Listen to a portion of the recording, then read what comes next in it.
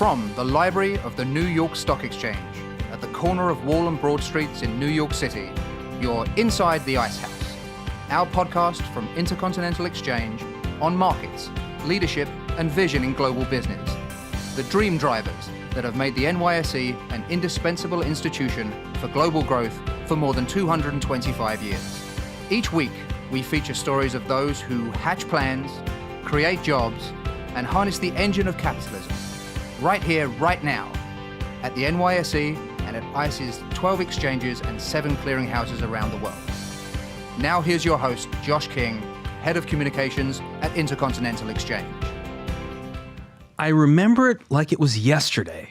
Shortly after the 1996 election, my boss, Bill Clinton, yeah, him, he won handily over Bob Dole after getting thrashed in the midterms. The guys I took orders from, Mark Penn, our pollster who's been on the show before, and Don Baer, our communications director, asked that I speak with a British member of parliament, Peter Mandelson, about giving some of the image-making pixie dust we used with Clinton to Labour's fresh-faced new leader, Tony Blair. Turns out Blair didn't need anything we had to give. He had a magic unto himself and rode what was known on all the signs and placards of the 1997 UK elections as New Labour into 10 Downing Street, serving as Prime Minister for 10 years until 2007, the last leader of the British Labour Party to have won a general election. The former British Prime Minister Tony Blair, here, inside the Ice House at the New York Stock Exchange, right after this. Inside the Ice House is presented this week by ICE Futures Europe and the ICE Brent Crude Oil Complex.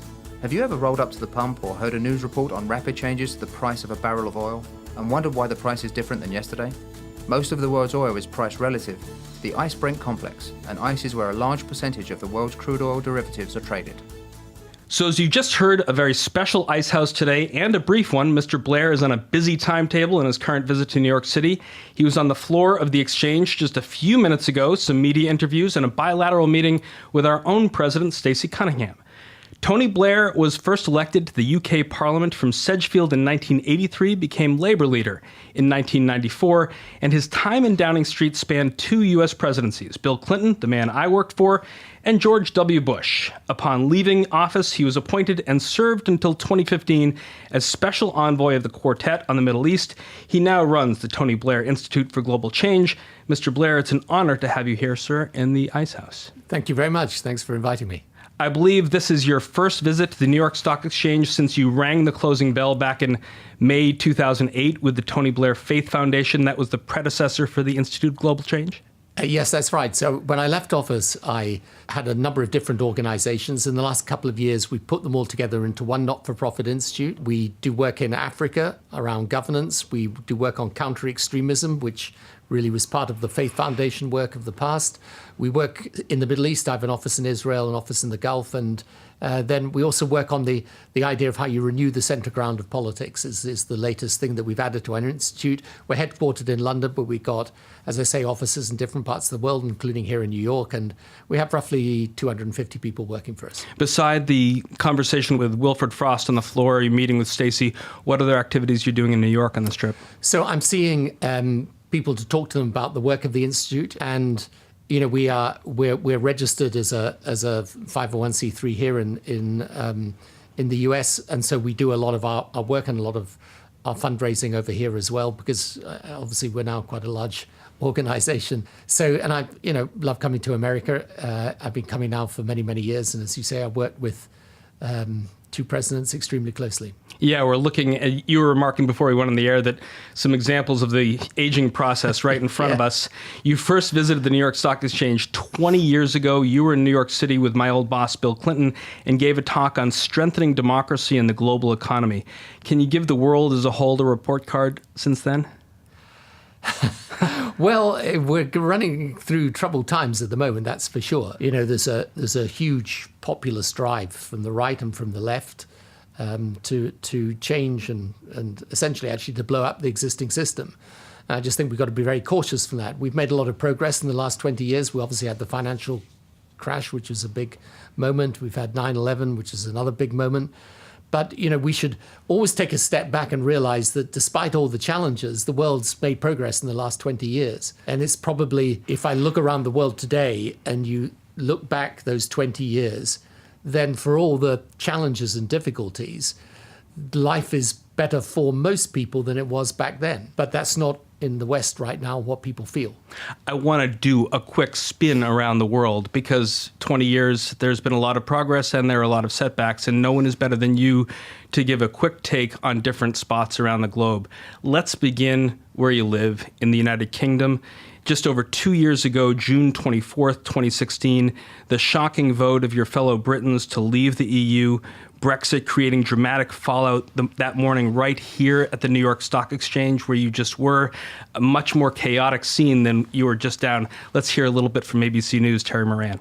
The epic decision's first impact economic. Markets around the world cratered on the news, $2.1 trillion lost.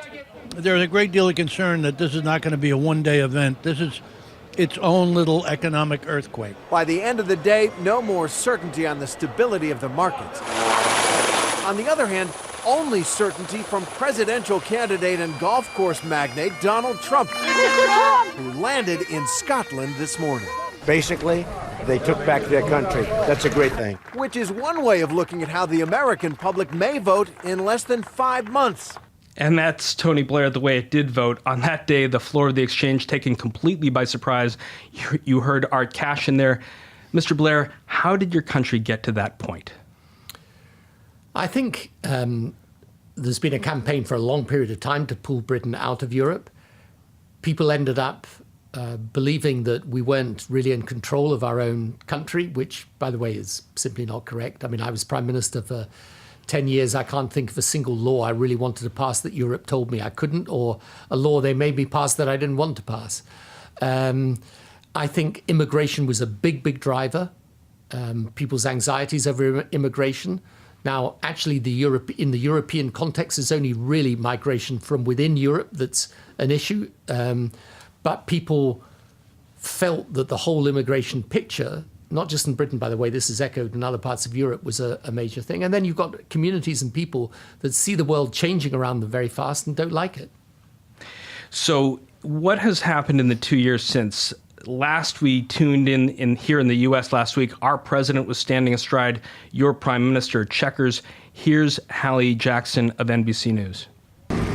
Face-to-face, friendly enough this morning. The relationship is very, very strong. But it's already awkward for President Trump and Prime Minister Theresa May. Have you had a chance to talk about the interview? As Britain wakes up to this explosive front page, the president blasting Brexit moves May's making. Well, I think the deal that she's striking is not what the people voted on. The prime minister's plan for that controversial split from the European Union would keep some closer ties than what supporters first wanted. I would have done it much differently. I actually told Theresa May how to do it, but she didn't agree with it. She didn't listen to me. So, Mr. Blair, I watched the whole press conference between President Trump, Prime Minister May. I also saw the video that you produced from the Institute for Global Change, a fully measured takedown of Brexit. So your view is that the in-betweener solution is not going to work? Yeah, I don't think it's going to work because I think the problem is, look, you can argue about whether it was very diplomatic of President Trump to say these things, given this is her, flagship policy, and it was somewhat torpedoed by the interview. But the fact is he's right in the sense that it isn't really what people who voted Brexit voted for. So the problem for Theresa May, and I have, a lot of sympathy for her, but the problem is the proposal she's putting forward kind of keeps us quite close to Europe and means we will have to abide by Europe's rules, but means we also lose our say because we're coming out of the political structures of Europe. And that won't really satisfy the people who voted for Brexit. And of course, it doesn't satisfy people like me who voted Remain. So the problem is that, the in-betweener solution, as I call it, is not really going to fly. And I think, in the end, this is why I think I've been saying this for a long time. And I think at first when I was saying it, people would say, well, that's just ridiculous. But I think it's increasingly looking to me as if there's no proposition for Brexit that's going to pass Parliament, in which case, in the end, this will only be resolved by putting it back to the people. So we're on this little world tour of ours. We're going to fly east a little bit to Russia. First of all, congratulations on the great run of England's team at the World Cup, bowing to Croatia in the semifinals. Thank you. The Guardian says today, as I read the papers, that now that the sports pageantry is over, Russians are back to the gray reality of everyday life and a dire lack of prospects. It was a very different story back in 2000. I was looking at some pictures of your visits to Moscow, collegiality with President Putin. Where are we now in the relationship? So I think, a lot of us hoped, because President Putin's a smart and capable guy, I think a lot of us hoped that we could enter into a benign relationship between Russia and the West, in which we'd understand that we have many, many things in common after the fall of the Soviet Union. And, in the end, the important thing to understand is the Russian economy is around about 60% the size of the UK economy. So the real challenge for Russia is how do they develop economically? But I think they have, in recent years, decided that whereas they didn't like the Soviet system, what happened afterwards and after the collapse was a kind of humiliation for the country. And, there's a resurgent Russian nationalism that has got a certain popularity, but it's put Russia at odds with a lot of Western thinking and policy. So, we're in a much more difficult situation today, frankly. So a little farther east from Russia, we go to China, especially as it intersects with Africa, a continent where you've spent so much of your time. President Xi's moving quickly through the region this week. Let's take a listen. Chinese President Xi Jinping is in Rwanda as part of a four-nation trip to Africa to establish deeper trade ties. He earlier visited Senegal, which is the first West African country to be involved in China's Belt and Road infrastructure project. Beijing has been expanding its presence in Africa in recent years. In 2016 alone, China invested $39 billion in the continent, bringing the total to more than $200 billion. $200 billion, Mr. Blair. Prime Minister Modi of India nearly crisscrossed with Xi in Rwanda on visits to President Paul Kagame. Is the West too distracted with its own issues to see the potential in Africa, and are China and India sweeping in? Yes, we are too distracted, and we shouldn't be. It's really, really important for the US, the UK, other European nations to realize the importance of Africa in time to come. And we were talking about Russia earlier. In my view, much, much more important to the geopolitics of the 21st century is the rise of China. And when I first came here in 1998, I would have paid lip service to, when China's going to rise. Well, it didn't factor. It wasn't a big factor in policy making at that time in 1998. If I was back in office today, the issue of China, how we handle it, what we do about it, how we create the right relationship would be absolutely top and center of my agenda. You're not back in office today, but you do have the Institute for Global Change. Your own experience, you were recently, I think, in the town of Tombo in Sierra Leone. It's about an hour outside of Freetown. Here's a clip from Emily Stanger-Sveli, I think, of your institute, followed by Emma Jola, the Minister for Marine Resources of Sierra Leone. Fishing in Sierra Leone offers great potential for job creation and improved livelihoods for Sierra Leoneans. It's also the source of 80% of the protein intake for Sierra Leoneans. So fishing is quite an important sector. One of the exciting things is that there's a lot that can be done in the short term with this government. We're looking at creating a harbor that will create more jobs for women, the youth, and obviously for the children in the future. So the work of your own foundation and what's going on there, through all the strife, some real hope that you see. Yes, we're now in 14 different African countries with teams of people who live and work on the ground. I interact with the president of the country and we help them deliver change programs. And the thing to remember about Africa, when you're standing distant from it, is, when you mentioned that figure of $200 billion of Chinese investment going in. There's investment coming in from all around the world. The population's set to double in the next 25, 30 years. The middle class is going to double in the next 5 years.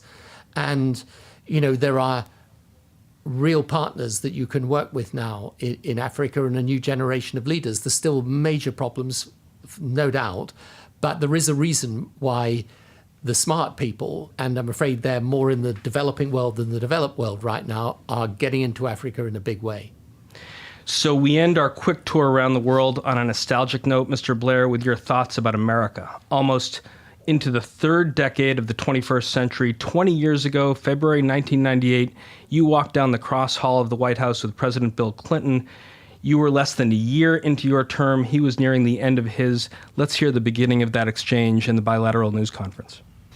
In 1942, in the midst of the Second World War, President Roosevelt sent a message to Mr. Churchill that said as follows: "When victory comes, we shall stand shoulder to shoulder in seeking to nourish the great ideals for which we fight." Today, on the verge of a new century and a new millennium, that prediction has proved right. America is proud to stand with the United Kingdom and with Europe, and to work with its leader, Prime Minister Tony Blair, to build an even brighter future.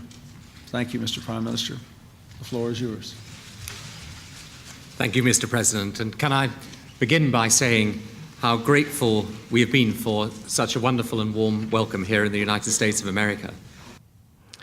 Tony Blair, this country, this special relationship, this place that you visited so many times over the past 20 years, your thoughts about where the relationship stands today and where it could go with the relationship between President Trump, Prime Minister May, but where it needs to go? I think we've got to reinvigorate it, frankly. And we've got to re-explain to a new generation why it's important. Because it's an alliance that isn't just about interests, it's about values. And these values remain critically important, probably more important than ever before, because the 21st century is going to see the value system of the West contested. You know, you are going to have big, powerful nations to the East that don't have that same system of government. So if we want to protect what I might loosely call the values of democracy, the values of freedom, rule of law, belief in an independent media, strong systems of social justice that are properly administered. You know, if you believe in those principles and those values, you've got to realize that today, you know, it's not clear that they're going to be the ones that predominate in the 21st century. So, you know, we need to think about our history and allow it to influence the path we take for the future. And the reason I'm so active back now in politics is that I think we're in danger of losing sight of this, and we're in danger of thinking that it's all just about interest. Now, look, America is it's the most powerful country in the world. It's a great country, and it's got a great history, but it's always been strongest when it's had an enlightened view of self-interest. And that enlightened view of self-interest means that the partnerships and alliances that it has, particularly with the transatlantic alliance with the UK and with Europe, you know, it's an important alliance to reflect upon and to keep strong. Tony Blair, thank you so much for joining us here in the Ice House and the New York Stock Exchange. A pleasure. Thank you. That's our quick conversation for this week. Our guest was former British Prime Minister Tony Blair. If you liked what you heard, please rate us on iTunes so other folks know where to find us. And if you've got a comment or a question you'd like one of our experts to tackle on a future show, email us at icehouse@theice.com or tweet at us at NYSE. Our show is produced by Pete Ash and Ian Wolfe, with production assistance from Ken Abel and Stephen Portner. I'm Josh King, your host, signing off from the library of the New York Stock Exchange. Thanks for listening. Talk to you next week. Information contained in this podcast was obtained in part from publicly available sources and not independently verified. Neither ICE nor its affiliates make any representations or warranties, express or implied, as to the accuracy or completeness of this information, and do not sponsor, approve, or endorse any of the content herein, all of which is presented solely for informational and educational purposes. Nothing herein constitutes an offer to sell or a solicitation of an offer to buy any security or recommendation of any security or trading practice.